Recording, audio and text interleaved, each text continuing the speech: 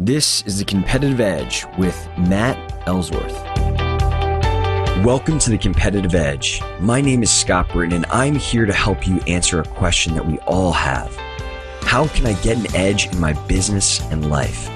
Each week, we're going to uncover how some of the most successful and inspiring entrepreneurs, entertainers, and thought leaders get an edge so you too can reach your full potential.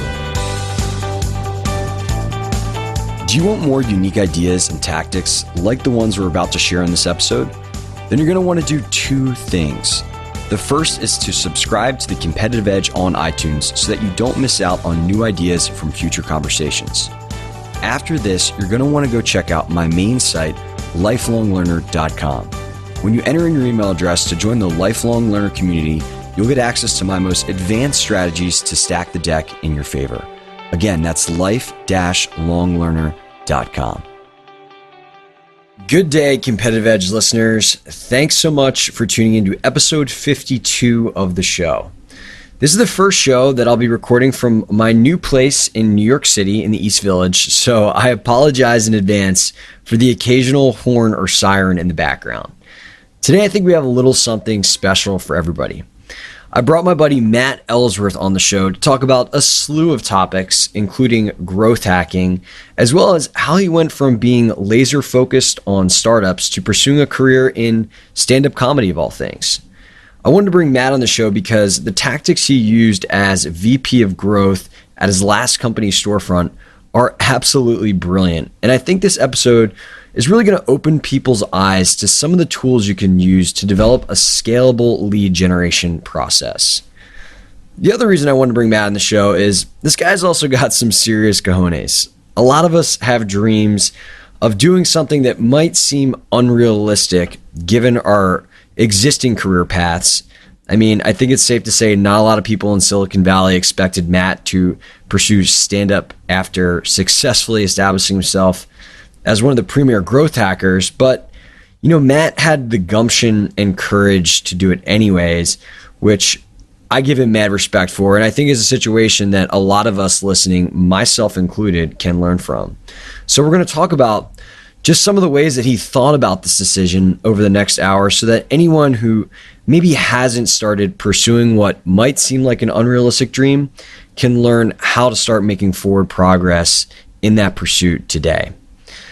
Without further ado, let's hear from my buddy, Matt Ellsworth.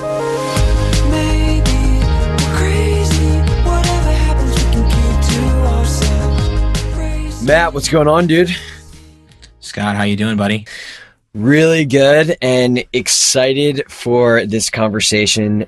Man, I know I've said this before. We haven't known each other that long, but I just feel like in some ways I can really relate to a lot of the things, especially kind of this non-traditional path that you've taken as well as how passionate you are and some of the stuff that you've done with startups and growing them. And I guess this episode is going to be kind of laid out in two separate idea, flow, conversation, whatever you want to call them. But I think a good place to start for our entrepreneurial audience is to talk about just some of the really cool things you've most recently done in the world of growth hacking and startups. And specifically, maybe we could talk a little bit about Storefront.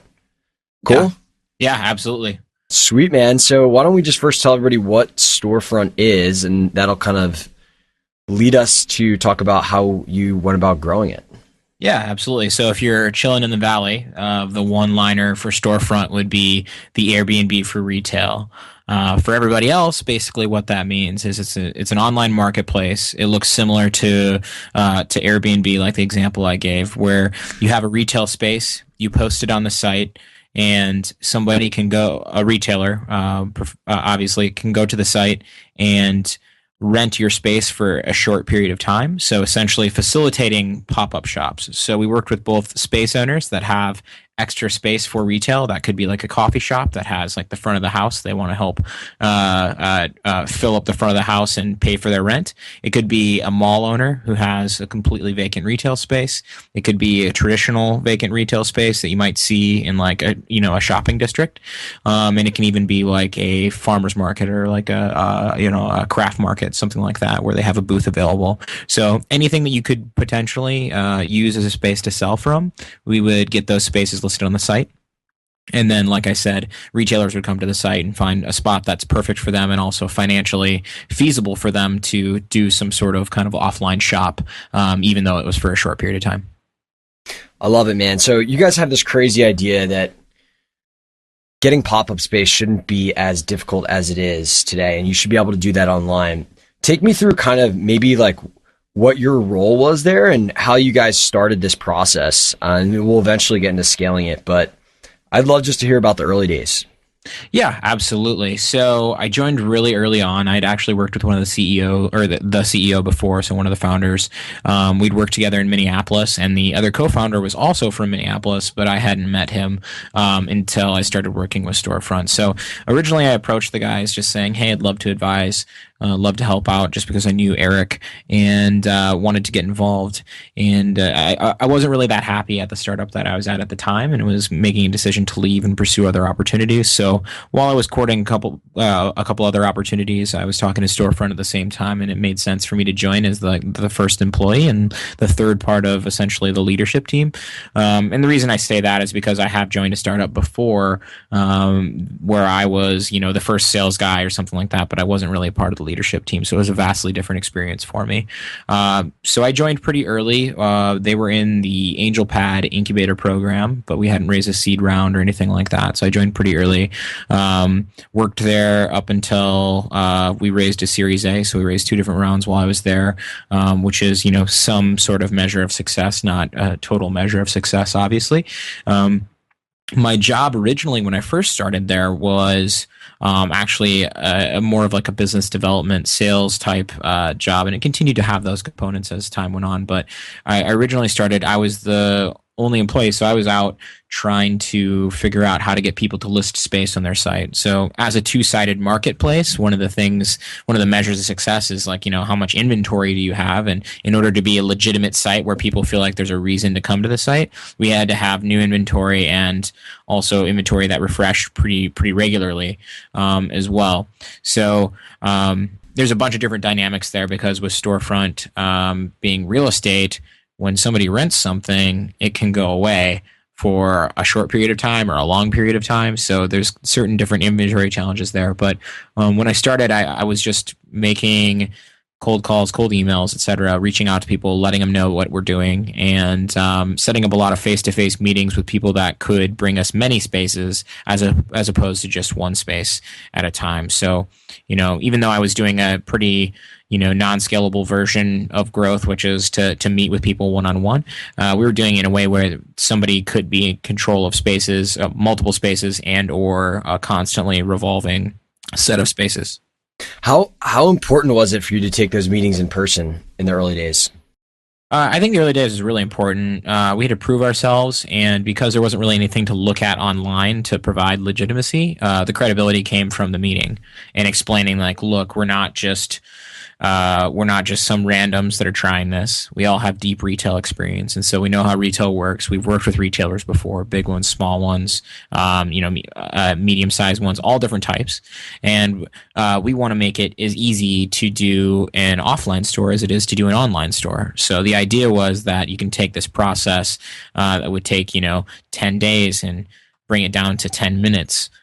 Given the right people involved in the equation. So for us, meeting in person was a huge part of it. It really helped us grow meaningful long-term relationships. And I'll also say this is like, as we were learning and we were messing up, because we definitely messed up along the way, we were able to make calls to those people and be like, hey, what we're committed to. We really apologize for any issues, et cetera, et cetera. So if there are any bumps in the road, we were able to salvage those relationships as well because they knew what our real intent was because they met us in person and we established rapport there. And what was because like I know a lot of people that are like trying to, whether it's build out a marketplace or just get the first couple sales or whatever it is that are just out there like pounding the emails, pounding the phones, and they get frustrated because they're not having success. Were people initially super receptive to this idea? Yeah, actually, it was one of the that was one of the cooler things about the idea in the beginning for me was just how pumped people were about it, and still to this day. I mean, later on we developed into, and I know we'll talk about this more, but we developed into sending thousands of emails each week, and you just get these amazing responses back, like, "Wow, thank you so much for reaching out to me. This is amazing. Like, I love this idea, et cetera, et cetera." So it was.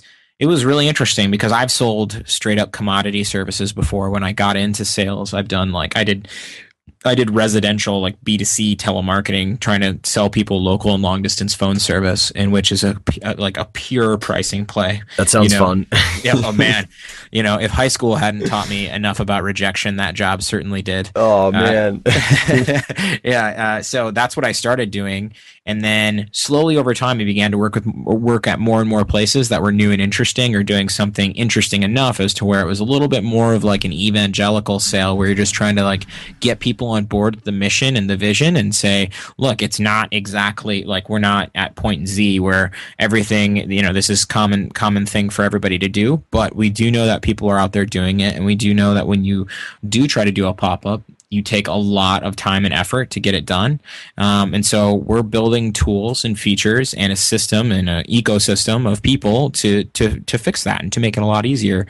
And the bottom line is we were a direct channel for people to grow their business. So anytime you have that combination of factors, like you're going to help them make money, and you're going to help them make money faster, or like with less effort and less resources, people listen. Yeah, totally. I mean, I see a lot of people out there selling like nice to haves, but anytime you can sell something that is just going to increase the bottom line immediately, like those are the funnest products to sell. Absolutely. And there's a huge gap from starting a retail business to getting to the point where you can afford a 5-year lease in, anywhere, and there's this really big gap there that we were trying to fill, just to show people that, like, okay, yeah, you started your retail business, say your t-shirt business, right? You started your t-shirt business. What's the next logical step for you if you're not getting a ton of traffic to your online site yet? It's to go somewhere where your customers might be. So that could be a festival, a farmer's market. It could be a craft fair. It could be, something local, a street fair, whatever. It's getting a booth, getting out in front of those people, selling through your inventory, using that capital to buy another set of t-shirts or whatever it is you're selling. So it's also a very much working capital intensive business versus like digital goods. So those were all the different types of things that we try to be aware of as we were building out, solutions, as well as finding the right spaces to put on the site. We knew we couldn't just do the high end. Interesting. So people that were actually e-commerce only were prime customers of this product. Oh, absolutely. The bottom line is there's pros and cons to each channel. You know what I mean? If you have a space that's good, that has good foot traffic, or you can find a space or part of a space that has good foot traffic, or an existing set of customers that already walk by it, it's the same thing as like doing a guest post or putting your products on Amazon, or whatever. You're just accessing this other set of customers that you might not run into online, and more and more of like the new up and coming retail companies, like Warby Parker is very famous for doing this. Bonobos has showrooms. More and more of these guys are committing to this type of kind of like what they used to call omni-channel. Omni-channel was a really big term in retail for quite a while, as brick and mortar were trying to like figure out what the internet was and what e-commerce really meant. That time wasn't even that long ago, but omni-channel was like a really big discussion then. And then you had the wave of e-commerce only folks who are now realizing that offline does represent a bunch of different pros. And one of those is being able to like create an amazingly cool brand experience, like something that's immersive, where somebody can come in and they can really feel and touch and understand what your brand is all about. And especially in things like fashion, the kinesthetics of it is something that's really important and is hard to portray sometimes online. Totally. I mean, I remember I wanted to buy a bathing suit before I went to Brazil. I went to the Bonobos store, and I ended up walking out with a bathing suit and 4 pairs of pants. Yep. Just because you kind of like, oh, these are kind of nice, and these are cool too. And all the, so it makes total sense to me. I think one thing that you've kind of been prolifically known for that I wanted to touch upon is really like scaling this outbound process. So, I don't know what your exact process was, but maybe you're on Yelp looking at the different places or Google Maps, starting to call, figure out where to get inventory is. And then you guys realize that you got something here and people are receptive. And now it's time, not just to reach out to the stores at Oxford Valley Mall or whatever it is, but every single place in the country that it might make sense for. Yeah, yeah. Talk about how you guys approach this. For sure. So it's definitely a general progression. And I think it's important that anytime somebody hears about like some sort of like glorious system that somebody put in place at their startup or whatever, it's like important to understand that there were steps that were taken before it just got to that point. A lot of times when I talk to people about this kind of stuff, they think that like in the next 2 weeks they're going to have it all set up to and work to that point. And while it's good to have that as an end goal, I just don't think that it's not something that you can set up like instantaneously. So keeping that in mind, the way that it progressed was we got to a point where we were getting tons of meetings with people, and so we decided to take more of an inside sales type approach. And this was still probably at this time just me. We did hire a couple people on early that were former brokers, et cetera, to help us continue to ramp up working with commercial real estate brokers. The idea there was like that talking the talk and walking the walk previously was going to help them sell these folks.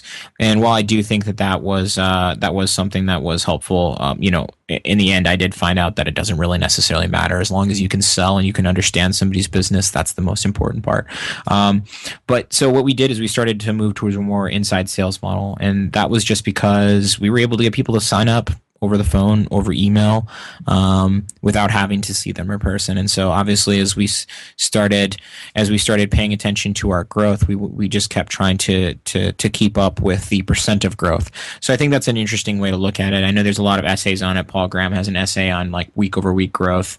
I think it's important to line up your growth with whatever your sales window is, like meaning like how long does it take to set up an opportunity and get it to close, to kind of obey that. But basically what we try to do is stay at a certain percentage of week over week growth or month over month growth. And anytime that percentage started to slow, what that usually meant is that the methods that we're using either needed to become more efficient or we needed to find other channels to add to this and test other things to make it so that we could speed up and keep it at that pace. In the startup world, investors love that.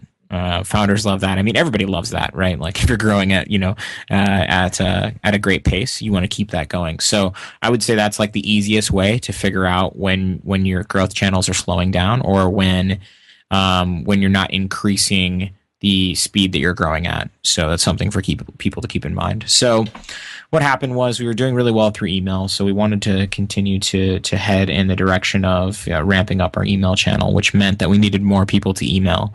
And you'll read books like Predictable Revenue that talk about sales and how to kind of get this outbound process going really quickly and efficiently, et cetera. But even in that book, Aaron Ross says he's like the data.com stuff and a couple other solutions. He's like, but that's a talk for a whole nother book. So basically that's what I was tasked with doing, is like figuring out that whole other book when I was at Storefront. So I started trying to teach myself how to code so that I could start to scrape leads off of the web, which was actually for me, very intellectually pleasing and something that I still to this day do.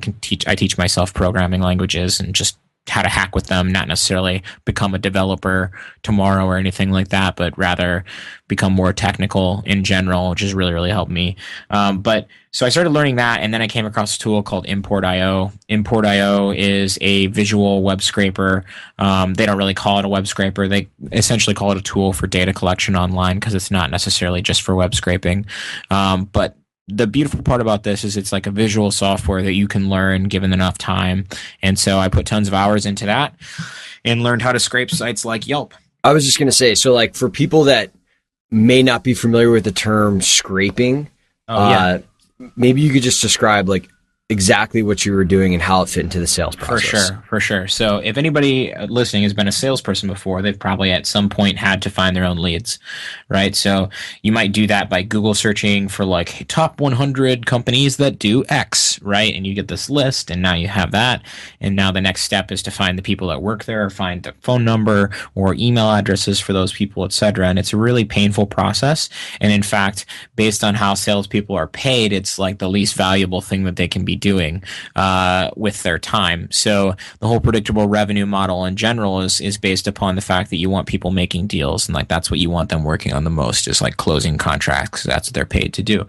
So instead of researching the top 100, or say going through Yelp, and if you're calling on local businesses, instead of going through Yelp one by one and putting it into a spreadsheet, web scraping would be like having a computer go do that for you in a matter of seconds by loading the pages, grabbing the data you told it to grab from that page, and then saving it in a spreadsheet. Other examples of web scraping and web crawling that exist that people use every day would be something like Google. Google crawls and scrapes across all that data to understand what is on your website, so that when you search, it can say, hey, you should look at this website because it has the content you're looking for. So it's the same type of technology, but only this time you're training it to find the details that you need to make a lead list quickly, as well as like a lead list that's very robust and great. So in your case, you guys were basically going on Yelp, other sources, finding all the potential target locations, and then highlighting the elements that were important, like the name of the store, the phone number, perhaps if there was an email address, and then having all that just downloaded and dumped into like something like a CSV or something. Yeah, absolutely. And we would also get elements from the page, from the Yelp page, that we could use to personalize the email. Like neighborhood was a big one. So we found that Ooh, that's smart. the neighborhood part was a huge social proof and social, it's just a social proof element in the email that allowed us for people to think that, okay, this is a very targeted email and I'm getting this. And truth be told, it was very targeted. The beautiful thing about scraping a website like Yelp or any other directory like this is that they've gone through a lot of effort to structure the data in a way that's intuitive for people trying to find a certain type of business. If you're a consumer and you go to use Yelp and you search for pizza, you don't want to see a bunch of Asian restaurants that don't serve pizza. So they put in the work to categorize these things so that when you search for what you're looking for, you get what you're looking for. And so the same thing can be said that, if I'm targeting a particular type of business, such as a shopping, like a boutique, a retail boutique, I'm going to get a list of retail boutiques, not a list of hotels. So using that to our advantage, we were able to make lists of thousands of people very quickly. Now, most people don't have their email addresses on Yelp. The way that we would get those is we would also grab their website. So if they link to their website from their Yelp profile, we would grab their website and drop it into another scraper called Citation Labs, which is actually an SEO tool for list building. But what Citation Labs would do is it would send a different crawler through all of those sites and look around for any email addresses on the site and then pump those out into a spreadsheet. And so now we had a list of businesses, we had their website, their neighborhood, how many stars they got on Yelp, what their costs were, the title of the business, the category, all that kind of stuff.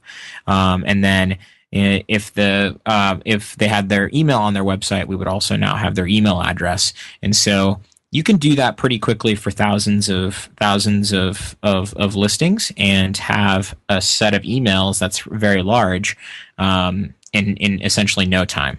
So that's kind of the beauty of the web scraping and then turning it into leads. Yeah, I hear local salespeople like foaming at the mouth right now that have been doing the old like punch something into a spreadsheet one at a time, call it, which I've been around plenty, trust me. So hey, I've been that person before. It's not like I haven't known how to do this for more than 2 years. So I've definitely been that person. So I understand. And perhaps just to like expand the minds of people that are listening, like what is maybe like another example of a popular site where you can scrape and utilize this? Like let's just say somebody was trying to target somebody's like a recruiter and use LinkedIn. What are some of the things that can be done with scraping? Yeah, absolutely. So, I have a course that I taught on this that has a bunch of different examples. So one is definitely jobs. So using Import.io, you can monitor job boards daily to see when people post updated job boards. Um, Another thing that you can do this for competitive intelligence reasons is also look to say, like, I think in the example I give is Uber, and looking at Uber's job board and look to see what cities they're hiring in to see where they're going to be expanding, or even if it's just like a country or a region, etc.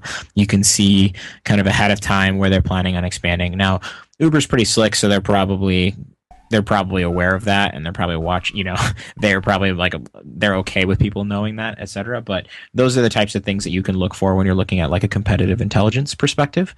There's plenty of articles and tutorials. Nate Desmond wrote one on Noah Kagan's blog. I think right before your Amazon one went up, actually, your Amazon guest post. But Yeah, I've read that post. It's by Nate. It's very good. yeah, it's about like he uses it for content marketing, measure the amount of shares that are happening in the content on your site, and you can do that with other people's sites as well, in particular categories. And there's a lot of really really interesting, cool things that you can do with import. More stuff that I'll be working on for sure as well. But as it relates to sales, I think you can scrape Crunchbase, you can scrape AngelList. Those are all really interesting. If you are trying to get a hold of designers, you could do like Dribble, you could do Creative Market, Theme Forest, all these different places. Basically, anywhere you find like a marketplace or a directory, it is something that you'll want to consider scraping. And they're all usually scrapable because it's the same technology that Google uses to crawl the web. So they'll actually make it very easy for you and provide very structured data because they want Google to easily find all the different things on their site. So when you're searching for something, they can optimize to get your traffic. Love it, man. So let's talk about the next phase of this because, there's a lot of people out there. All right, awesome. I have thousands of leads. How do I put in a scalable process to actually reach out to these leads in an effective manner? Yep. So in the beginning, like I said, this is a process. So don't get overly concerned with scale. Just try to improve every week. Is really what I'd say. So in the beginning, for us, it was really important that we put the right touch on these emails and not necessarily just rush to send out, all. Say I made a list of 10,000 emails. I don't actually want to send out all 10,000 of those emails immediately because I'm overlooking an important couple things there. One is that I'm not going to be able to respond. If I do write a good email, I'm not going to be able to respond if I get a decent response rate quick enough. And I want to make sure that I'm responding quickly. That, of course, depends on your sales process, but that's something to think about. So I would choose a cadence in which you think you can keep up with. So schedule a certain amount of emails to go out daily. I guess taking one step back, there are a bunch of different softwares now out there that allow you to send more than one email at once using the same type of template as like an outreach. And this is something that you'd want to do with a sales email, software, not like a MailChimp. So Tout is one of those, toutapp.com. I've had good experience with ToutApp. I've messed around with Copilot, which is a part of Autopilot. And there's a bunch of new ones that are coming out that I'm going to be checking out and will, give recommendations on later on. But once you've figured out which one you want to use to send out mass emails, then it's about writing the emails and making sure that you have time to respond to them. But again, why it's a bad idea to send out 10,000 emails at once is because one, you can't keep up with it. And two, you're not iterating at all on that process. You just burned 10,000 leads if you didn't have a great email out of the gate. So rather than doing that, if I instead sent out like say 50 a day, that's 250 a week, so that's going to last me for many, many weeks to come. I can continually edit and work on my subject line, so work on my open rates, work on my call to action, the amount of clicks that are in the email, etc. Instead of just blowing it all in one fell swoop, I now am like getting better and better. My conversion rates are going up, and my response rates, etc., are getting better week over week. So I think that that's the right way to do it, is to kind of iterate and get better over time and develop a cadence. So the whole idea at Storefront was that, you have a salesperson that comes to work and they're not sending out any emails on their own. We're actually sending them out for them in a particular cadence, and all they're doing is responding to the emails that come through back to them, and just focusing on the people that are engaged and focusing on the customers that want the product. Yeah, that's definitely the way to do it. I mean, you want your people closing. You don't want them sending out emails. And with just so everyone's clear, like in tools like Standup, you can test those conversion rates and you can split test so you can really understand like what's working and what's not, correct? Yeah, yes, absolutely. Sorry, yeah, definitely call me out if I'm like skipping over stuff, because there's just so much there that sometimes it's easy to gloss over details like that. So definitely. And I know, and for certain parts of this process, and probably parts of processes that we haven't talked about, you guys got really good at using all the virtual resources that are available to you and cost effective labor. Maybe you could touch a little bit upon that. Yeah. So once we had this process down, we documented it and started hiring folks in the Philippines on odesk.com to help us do the work. So I have the luxury of knowing a lot of people that have done that before, so I was pretty comfortable with it. I think a lot of people, the thing that stops most people from hiring overseas labor like this to help with these details is they view it as like daunting or like overwhelming, etc. And it's really not. It's just like hiring anybody else. Granted, they are virtual and they are of a different wage. I mean, obviously, it's great because you can get this kind of work done for a fraction of the cost that it would take you to hire somebody locally to come in the office and do it. And so I've had a lot of really great luck hiring in the Philippines on Odesk. There's really great people that want to do a great job, know English really well. So a lot of them have really great English skills, and a lot of them are very talented as well, and will constantly surprised me with the work that they were capable of doing, and consistently going above and beyond. So I got to a point where I was like, okay, scraping the web, like scraping Yelp for different categories, et cetera. That's not really like a productive use of my time anymore when I can train somebody else to do it, especially at like $3.50 an hour, right? So I was more expensive than that, even despite working at a startup. So 375. Yeah. So I would train other people on how to do that job, and let them go to town on it and repeat that process and get better and better at it and improve that process every week. So yeah, if there's more specific questions around that, I can definitely answer them. Yeah. So just so everybody's clear, like, you know, at one point in time, you were going into Yelp, setting up which particular pages, maybe like, I didn't know if you had to like set something by neighborhood or this, whatever search functionality, and then build a process around that so that these people in the Philippines could do the manual components, so that like literally you were just getting lead lists day after day from this outsourced team. Yeah. So like by the time I left Storefront, we were up to around 20 folks on that team that were working. All 20 of them were working full time plus each week, and delivering thousands and thousands of new emails each week to the sales team to use. And because we had such a wide variety of the different types of people that we're reaching out to, and it was a two-sided marketplace, there was more than enough leads to go around for everybody. So that's we ramped that up, and even to the point of where we were able to use some of that data to tell us about what markets to go to next and help make better decisions about that. Like, how many Etsy shops are there in this city? Should we be focusing on that, or should we be focusing on a Shopify or these different e-commerce platforms?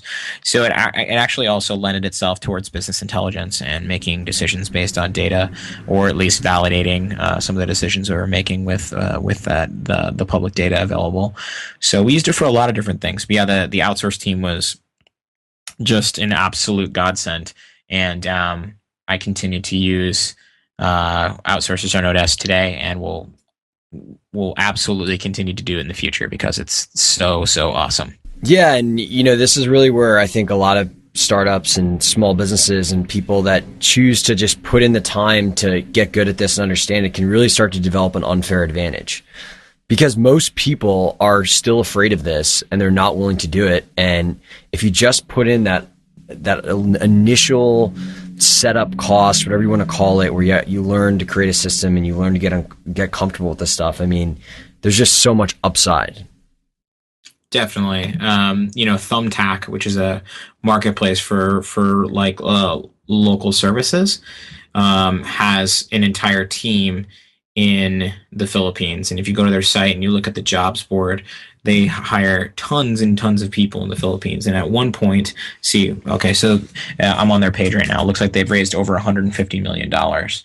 Most recently, they raised 100 million in August, and they're expanding like crazy. And I know for a fact that they have hundreds and hundreds of people that they hire in the Philippines to help with various different jobs.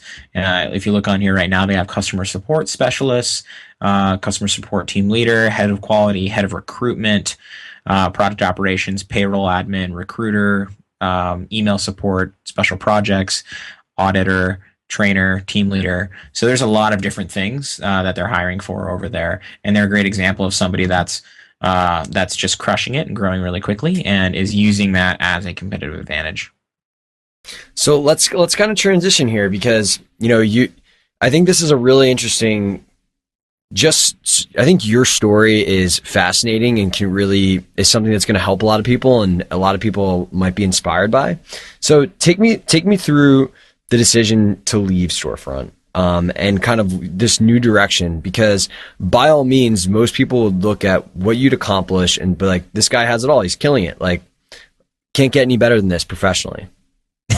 To those people, I'd say, look a little closer. Get the magnifying glass. Scott, you hit the nail right on the head. I'm a very fascinating person. Thank you so much. No, I'm just kidding.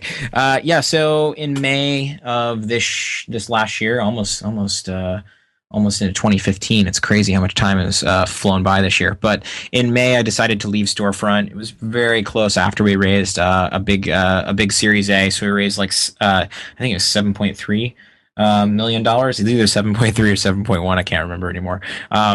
We raised a bunch of money. Team was expanding. Things were going really well. But I personally was very stressed out, tired, burnt out in general, and I was kind of departing in terms of the pathway that I would like to take moving forward versus the pathways that the founders, et cetera, would like to take. And so rather than drawing this thing out and having it end in a situation where it's like nobody's happy, I decided to sneakily hire my own replacement and then put in my 2 weeks and exit the business. So yeah, it was for a bunch of different reasons. Basically, the ones that I just said. I just wanted to take some time off and get healthy and get my energy back and all of those things. And it turned out to be just an incredibly great decision. I haven't regretted it once, so I know that it was definitely the right decision to make.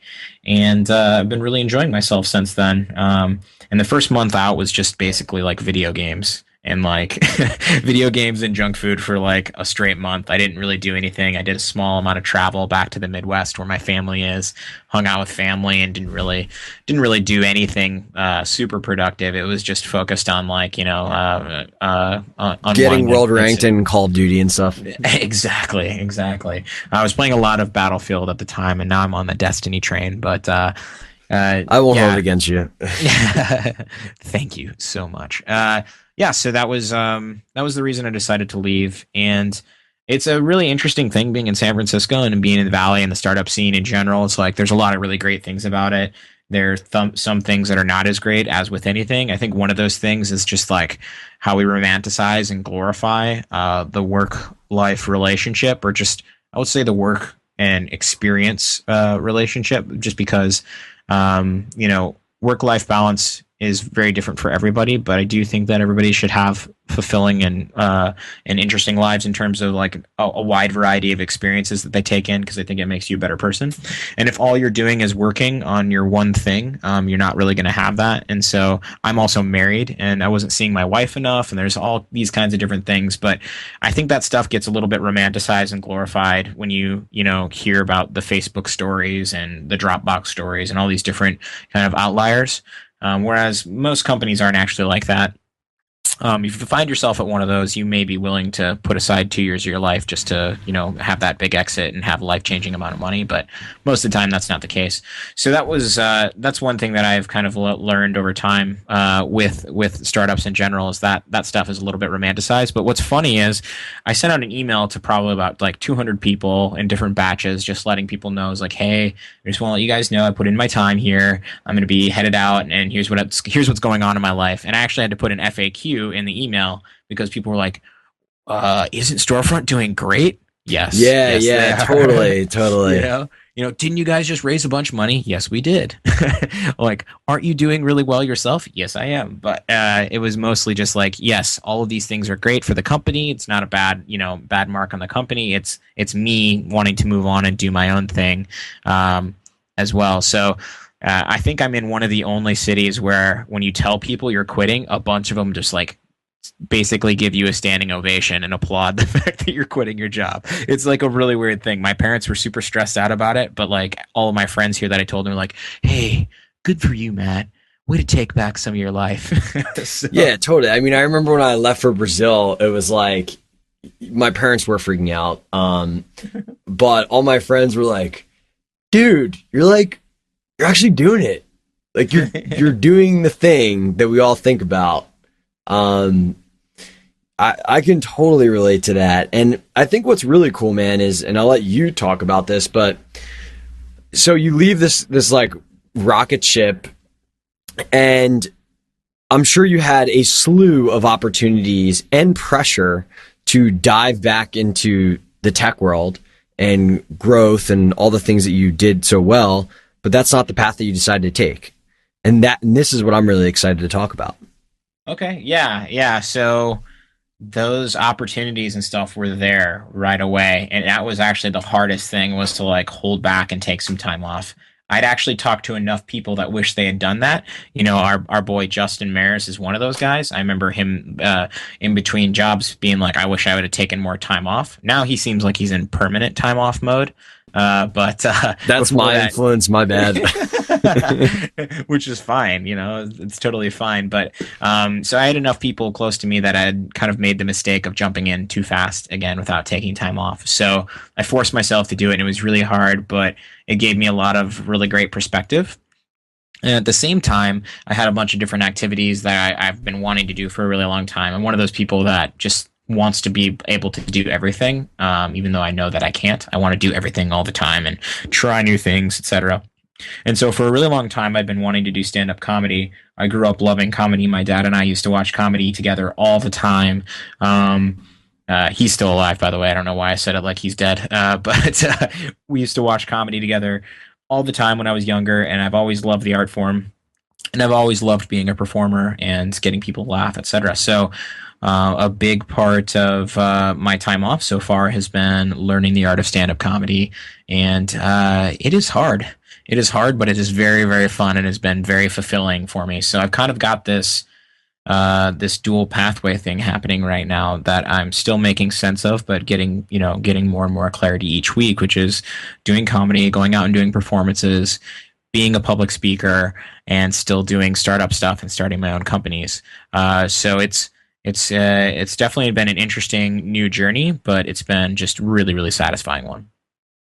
So I think it's important for people to hear this. Did you have any, when you decided to like do this thing and pursue this thing that you really enjoyed, but you weren't necessarily sure, and I'm sure you're still feeling this, like aren't sure whether you're going to be able to make this work as like a career in terms of the stand-up stuff, like how do you deal with that? Because a lot of people have dreams, right? They have all these things where like I can never do that as a career, so they just give up. And I'm curious, like how you think about that, and are continuing to persist even in these early days, which are often the toughest. Yeah, yeah. So there's a lot of different factors at play there, and each individual situation is probably quite a bit different. one of the smartest things I did while I was at Storefront is I made a course on Udemy, and I know you've got a lot of success with this. And I can't stress enough, the people that have something that they can teach to people that represents valuable information to other people, they should absolutely be doing that. So I made that course on Udemy for web scraping and putting together leads, exactly what we were talking about earlier. And it's done really, really well. And what that taught me is that there's a lot of different ways to make income come in. Some of those are 9 to 5 jobs. Some of those are creating products and like info products, etc. And that actually was one of the huge factors for me in having the courage to leave Storefront. I've always been a guy who talked the talk in terms of being like an entrepreneur, etc. But I really never was until I decided to leave and go off on my own and do consulting and things like this. So I think that one thing that really, really helped with that is finding those, not quite 100% passive, but more passive sorts of income, having a product that sells while you're not there. So something where you're not selling your time has been really important lesson for me. So what that allows me to do is allows me to do something like comedy on the side, whereas like, yes, it is like a dream career for me and I am having a great time with it. I am still just learning though, it'd be crazy for me to come into comedy and think that as a noob inside of like 4 or 5 months, whatever, I'm going to now have this be a full-time career, which I don't have any illusions of that. So what I'm doing in the meantime is working on the same types of like sales and marketing startup stuff that I have been in my previous life. So I'm kind of taking the best of both worlds right now and combining them together into this super weird lifestyle that I'm still, figuring out. But I just approach it from the perspective of that right now is about getting good, and right now is about like honing my craft. And as I continue down that pathway, I'll do things like speak at conferences and bring those skill sets back from comedy back into the startup world, because most of what we do here in the startup world is very non-entertaining. So if you even have like a tiny percentage of a gain in entertainment value, your content or your experiences, your app, whatever it is, will go a lot further. So I'm not sure if I'm answering that question head on or not, but no, I think this is great advice. I mean, I think the idea, like a takeaway for now with people is like, perhaps the first step is, or one step, one way to maybe empower yourself to take bigger, bolder risks is to come up with like a side hack or a side project that is income generating, so that you, if nothing else, even just get the reference experience that you can make money on the side and you can like almost like have a switch. Like that's kind of how I think of it. Like I feel right now, like I have a switch where if I need to make more money online, like at any time, I can just do that. And it's not because like I'm some super smart whatever. It's because I've just done it before a bunch of times, and now it's like I'm super comfortable with it.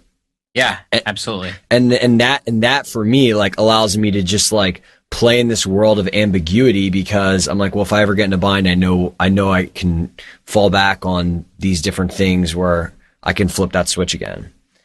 Yeah, exactly. And I think that's the hardest thing to explain to other folks too, because you get people that are worried about you or that just ask like, "Hey, what are you doing? What are you up to? What's next? What's next, Matt?" And for me, it's the hardest question in the world to answer yet. So now I just started saying, "Well, I'm a comedian," and so that's actually been earning me the most points lately. And I do consider myself a comedian, and I am very committed to the craft. So it's like it's not a weird thing for me to, technically to answer with that, but it is definitely a weird thing to talk about. I feel so Hollywood sometimes when I talk about my aspirations for being an entertainer and working towards those things. But yeah, I think the hardest thing so far has just been explaining to people when they ask what's next, like what am I up to, and having like a good soundbite or elevator pitch for that. Because for a while it was like people were like, "What are you up to?" And I'm like, "Oh, not much." Or just nothing. It's like, oh wow, I'm impressed. Call of Duty. yeah. Wow. Yeah, I mean, you really got me on board there, Matt. I hear that. That's for sure. One thing I'll say it too is for people with these side hustle things, like you can totally do like an offline event as a version of this. And I'll tell a little story here. So I've been like really interested in potentially doing something around fitness, and I have a bunch of ideas for fitness concepts. And I I had this crazy idea that I wanted to start teaching fitness classes that integrated a lot of mindset stuff that we talk about in this podcast.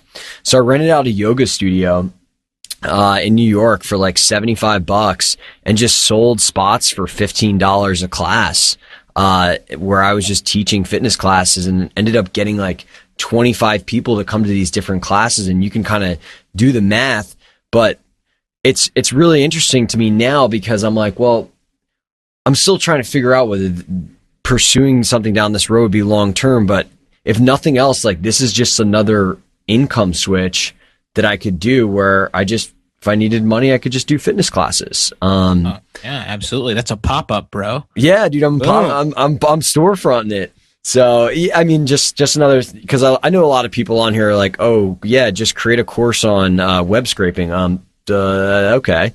So there's various versions of these kind of like freedom switches that you can do. I think one way to work backwards to that, like what should you create a course on? There's this really excellent exercise from the book, The Startup of You, by Reid Hoffman and Ben Casanoka, I think it is.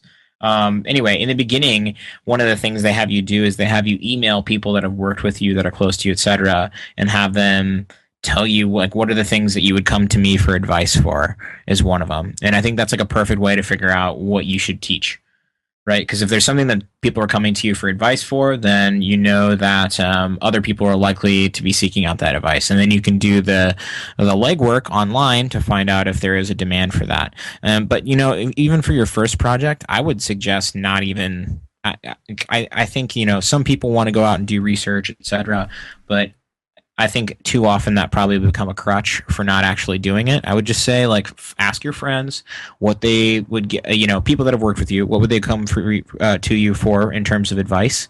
If they don't say anything, then you probably have another answer, which is like, okay, I need to do some skills building and get some more essential skills in my repertoire. But I think that book is actually really great for trying to figure out how to like differentiate yourself and sell yourself. So I quickly became known as like this web scraping sales guy, and this sales guy that was more technical than your average salesperson. So one, I could work with engineering teams that had a more technical product, which is the company that I was at prior to Storefront, and prior to that company even.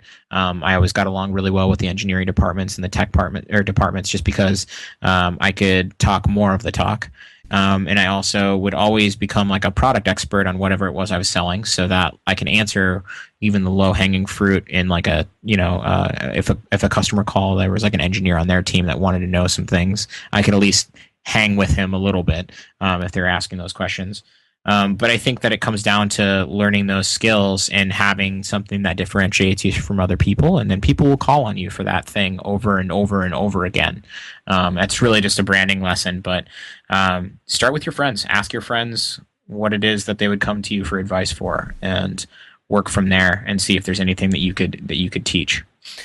Is there any other piece of advice that you've give to somebody who's maybe kind of like in the back of their head, knowing that they have this like underlying interest to try something a little non-traditional, and maybe even pursue something with just the seriousness that you are, but aren't currently doing that? Yeah. So it's kind of, I do. I have a lot of pieces of advice. So I think one of the things that, my Udemy course is one thing. And then in addition to that, just like skill building, like I'm always trying to learn. And I'm sure if people are listening to this podcast, they're trying to learn as well. So that really helped me in like gaining the courage to leave a job that was good and, had all these things going for it. I just like you were saying, have a switch that I can turn on and make money with or get hired with that makes it okay for me to take these types of risks and take this time off.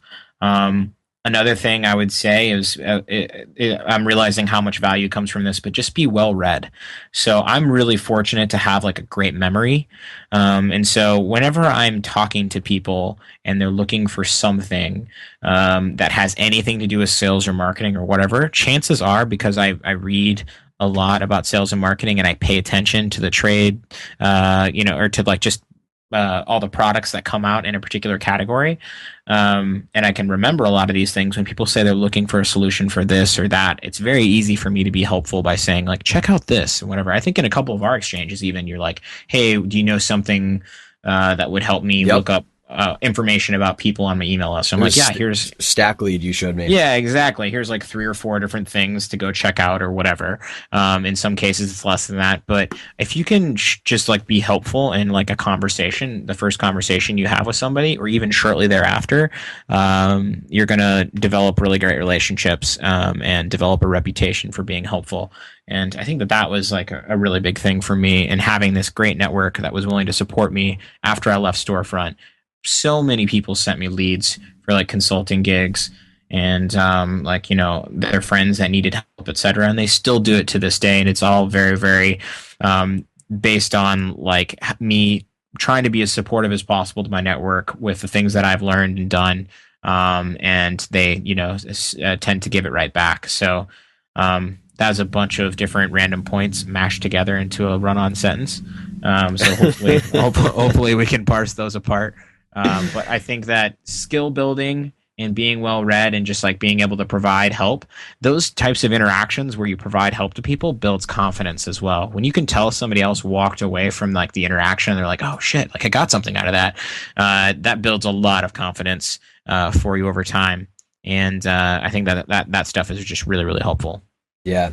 This is maybe me just wanting to engage in the blabber and the run-on sentences, but one thing that I really have noticed recently is like, so I'm super into this kind of like biohacking and health stuff, Yeah. and it just makes when you reach like a certain degree of proficiency or like understanding of that stuff, like everybody wants to talk about it, and like, or you can find a way to like weave it into a conversation.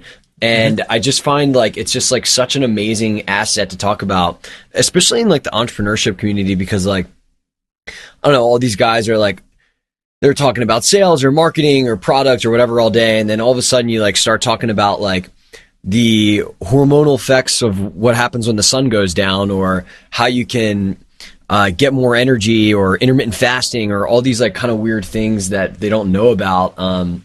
It's it's pretty interesting, and also people always want you to send them stuff. So like kind of along the same Totally. line where it's like, send me a link, send me this. It's like I was just at a meeting with like a CEO in New York recently who, I mean, has had like a almost 9-figure exit before, and has a new company that's well on its way there. And we just stopped talking about startups and started talking about the endocrine system and kind of some of the stuff that I've done in terms of testosterone hacking. And by the end of the conversation, he was like, dude, like, let's order some Brazil nuts on Instacart right now. Like, let's like get this going. And if you can identify certain topics that are universally applicable and interesting to the particular audience that you want to like be friends or be around, and find ways to weave that into conversation, it can be a really valuable asset for you. Oh, totally. 100%. Totally agree. I mean, since I've left Storefront, I've lost 27 pounds, and that actually happened in a very concentrated period of time. And so, when people saw me next, they're like, holy shit, what happened to you? Like, have you just been fasting since you left, or what's the deal? And all everybody wants to know about from me is, how I did it and all that. So I totally agree. Sweet, man. Well, I know well, first off, thank you so much for all this amazing information. People are going to listen to this and completely change their sales process, how they do lead generation. And so we're so grateful for that. But I know that you have a course on this stuff. You have something new coming out. Why don't we just take a second here to talk a little bit about those things for the people that want to get to learn more about you and actually start implementing some of these strategies that you talked about? Yeah, for sure. So there's two places that you can kind of like follow my antics. One of them is a comedy based set of antics, and the other one is more along the lines of like building your workflows in startups and sales and marketing teams.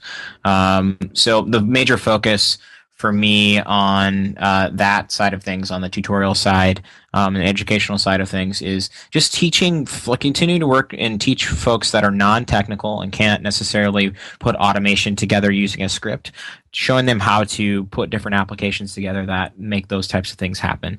So learning how to web scrape, pull leads down, and then have a scraper go through and find all the emails in those sites is an example of a huge point of productivity and gains for a salesperson. So I'm going to continue to focus on solving different types of problems for sales and marketing professionals and founders, etc.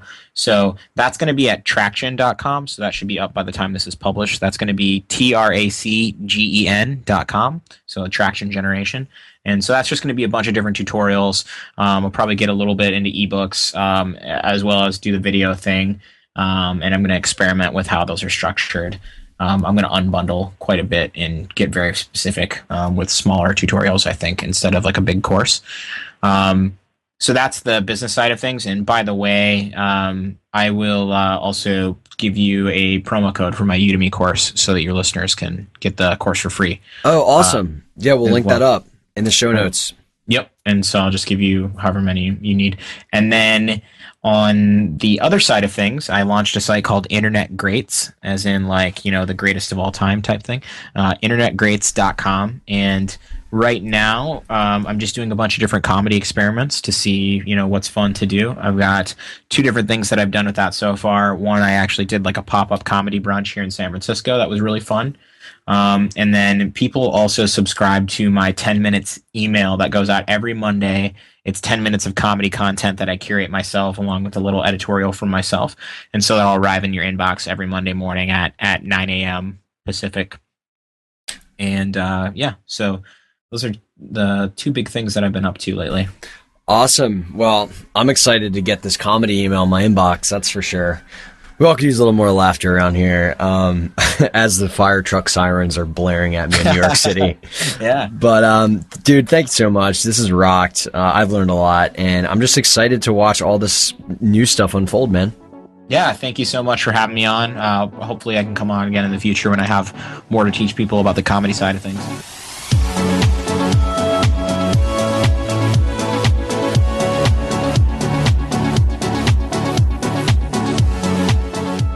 Before we finish up with today's Mindshare, I just want to say thanks for listening to another episode of The Competitive Edge. If you enjoyed the ideas in this episode and want access to future conversations, the best thing you can do is subscribe to The Competitive Edge on iTunes. If you haven't done that already, right now is the best time to take care of that and get on board. And while you're there, if you feel like this show has made a positive impact on your day, it'd be great if you could leave us an iTunes review so that more people can find the show. Now, I know we covered a lot in this episode, and there might be a few key ideas or tools that you want to remember. So we went ahead and compiled all of the notes and links mentioned from this conversation for you on lifelonglearner.com. That's life-longlearner.com. Alrighty, let's go ahead and dive into today's Mindshare.